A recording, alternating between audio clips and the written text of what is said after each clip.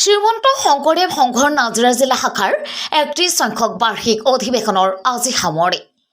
নাজিৰা দ্ৰুপদৰ গায়ন গাঁৱৰ মণিকাঞ্চন সমনৰ ক্ষেত্ৰত ২৬, ২৭ আৰু ২৮ জানুৱাৰীত তিনিদিনীয়া বৰ্ণাঢ্য কাৰ্যসূচীৰে অনুষ্ঠিত অধিৱেশনৰ আজি সামৰণি দিনাৰ আৰম্ভণি কাৰ্যসূচী হিচাপে ধৰ্মধ্বজা উত্তোলন আৰু ভাগৱত শোভাযাত্ৰা উলিওৱা হয়।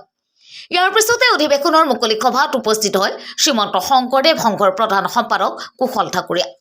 নাজিৰা জিলা শাখাৰ ৬খন আঞ্চলিকৰ ১০৫খন প্ৰাথমিক শাখাৰ সহস্ৰাধিক আই মাতৃ ভকত বৈষ্ণৱৰ সমাগমেৰে দ্বিতীয় বৈকুণ্ঠপুৰীলৈ পৰিণত হৈছে নাজিৰাৰ দ্ৰুপদৰ মণিকাঞ্চন সমন্বয় ক্ষেত্ৰ। নাজিৰাৰ পৰা দিলীপ হাজৰিকাৰ ৰিপৰ্ট, অসম ৰিপৰ্ট।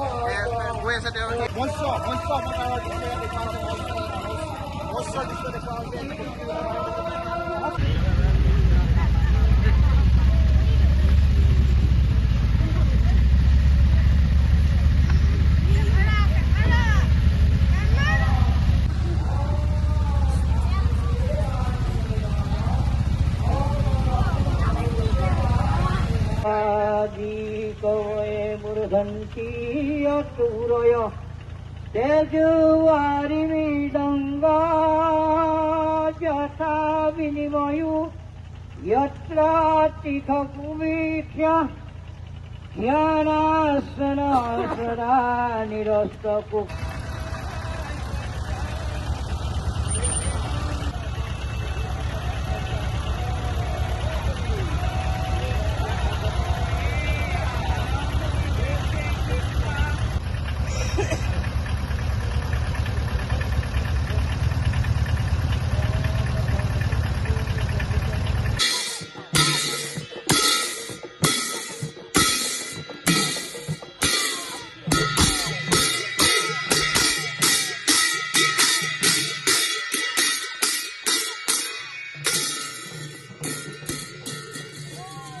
মই জয়তে ধন্যবাদ জনাইছোঁ। আজি এটা পৰম পবিত্ৰ দিন। আমাৰ বৰ্তমান সময়তে আমাৰ তেনেকুৱা সময় যে আমাৰ এতিয়া অধিৱেশনৰ ঢৌ আমাৰ চাৰিওফালে চলি আছে। শ্ৰীমন্ত শংকৰদেৱ সংঘৰ প্ৰাথমিকৰ পৰা আঞ্চলিক জিলা আৰু মূললৈকে সমস্ত পৰ্যায়তে ৪টা পৰ্যায়তে আমাৰ অধিৱেশনৰ কাম আৰম্ভ হৈছে। অধিৱেশনসমূহ চলি আছে আৰু নাজিৰা জিলা শাখাৰ আজি ৩১ সংখ্যক অধিৱেশনৰ শেষৰ দিন। আজি তিনিদিনীয়াকৈ অনুষ্ঠিত কৰা এই অনুষ্ঠানৰ আজি শেষৰ দিন নিশ্চিত হ'ব। মই আশা ৰাখিছোঁ এইখন অধিৱেশনে এটা নতুন বাৰ্তা জনসমাজলৈ দিব যে আমি শ্ৰীমন্ত শংকৰদেৱ সংঘই মহাপুৰুষ শংকৰদেৱ গুৰুজনাৰ যি আদৰ্শ, নীতি, দৰ্শন এই গোটেইখিনিক জনসমাজত প্ৰচাৰ প্ৰকাশ কৰাৰ কাৰণে শ্ৰীমন্ত শংকৰদেৱ সংঘই বিগত ৯২টা বছৰে আমি অহৰহ প্ৰচেষ্টা চলাই আহিছোঁ। আমি এটা বিৰাট আন্দোলন, আচলতে আমাৰ এটা আধ্যাত্মিক আন্দোলন চলি আছে।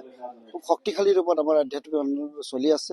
এই আন্দোলনতে অনাগত দিনত আৰু অধিক শক্তিশালী হ'ব আৰু অধিক মানুহক ইয়াত সমবেত কৰিবৰ কাৰণে সক্ষম হ'ব। আৰু আমি আশা ৰাখিছোঁ যে মহাপুৰুষ শংকৰদেৱ গুৰুজনাই যি ধৰণে এখন প্ৰকৃত মানুহৰ সমাজ, য'ত সুখ আৰু শান্তিৰে ভৰা সমাজ থাকিব, সেই সমাজখন নিৰ্মাণ কৰাৰ কাৰণে ১২০ বছৰীয়া জীৱনত মহাপুৰুষ শংকৰদেৱ গুৰুজনাই বহুত কামেই কৰি থৈ গৈছে। সেই মহাপুৰুষ শংকৰদেৱ গুৰুজনাই অসমীয়া সমাজখনলৈ যিটো অৱদান দি থৈ গৈছে, সেই অৱদানখিনিক যদি সঁচা অৰ্থতে আমি অসমীয়া মানুহ বুলি নহয়, আমি মানুহ নামৰ জীৱশ্ৰেষ্ঠ এই প্ৰাণীবিধে যদি আমি সঁচা অৰ্থতে মানি লওঁ, আমাৰ বাস্তৱিক জীৱনত যদি আমাৰ এই কথাবোৰ ব্যৱহাৰ কৰোঁ, নিশ্চিতভাৱে আমি এখন সুখ আৰু শান্তিৰে ভৰা সমাজত থাকিব পাৰিম। আৰু আমাৰ অধিৱেশনসমূহে তাকেই সূচাইছে। অধিৱেশনসমূহৰ জৰিয়তে আমি বিভিন্ন মানুহে আমাক কেতিয়াবা সমালোচনা কৰে, বছৰে বছৰে ইমান ডাঙৰ অধিৱেশন পাতে, কিয় ইমান টকা পইচা খৰচ কৰিব লাগে, সেইটো ডাঙৰ কথা নহয়। কিন্তু আমি জনসমাজক এটা ভাল বাৰ্তা দিব পাৰিছোঁ, জনসমাজলৈ আমি মহাপুৰুষ শংকৰদেৱ গুৰুজনাৰ আদৰ্শ আমি প্ৰচাৰ প্ৰকাশ কৰিব পাৰিছোঁ, সেইটোৱে আটাইতকৈ ডাঙৰ কথা। আৰু য'ত আমি সুখ আৰু শান্তিৰে থাকিব পাৰিম, সকলো মানুহৰ মাজত এটা আন্তৰিকতা থাকিব, ভাতৃত্ববোধ থাকিব, সমন্বয় থাকিব, বিভিন্ন জাতি জনগোষ্ঠীৰ মাজত সমন্বয় থাকিব, এই গোটেই কথাখিনিক লৈ আচলতে শ্ৰীমন্ত শংকৰদেৱ সংঘই কাম কৰি আছে। আৰু প্ৰত্যেকখন জিলাই যেনেধৰণে কাম কৰিছে আপোনালোক কৈ ভাল লাগিব যে মহাপুৰুষ শংকৰদেৱ গুৰুজনাই যেনেধৰণে বিভিন্ন জাতি জনগোষ্ঠীক লৈ কাম কৰিছিল, কিন্তু আমি শ্ৰীমন্ত শংকৰদেৱ সংঘত বৰ্তমান সময়ত ২৭টাকৈ বিভিন্ন জনগোষ্ঠীয়ে এই শ্ৰীমন্ত শংকৰদেৱ সংঘৰ লগত জড়িত হৈ কাম কৰি আছে।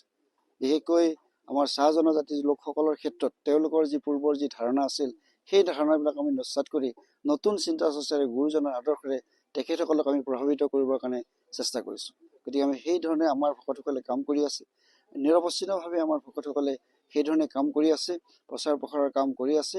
গতিকে এই কামখিনিৰে আমি ভাবিছোঁ আমাৰ এই অধিৱেশনে এটা নতুন মাত্ৰা জনগণলৈ কঢ়িয়াই আনিব আৰু জনগণে ইয়াৰ পৰা এটা ভাল বাৰ্তা লাভ কৰিব।